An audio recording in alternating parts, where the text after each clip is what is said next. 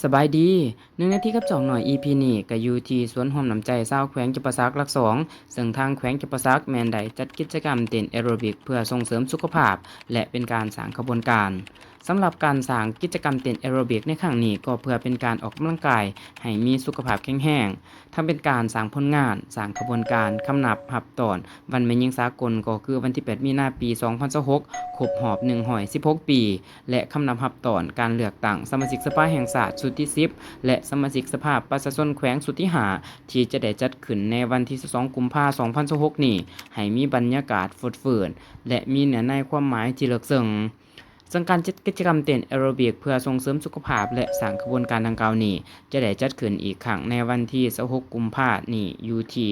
สวนร่วมน้ำใจชาวแขวงจำปาสักหลัก2หวังว่าทุกคนจะไปร่วมน้ำกันได้หลายเด้อ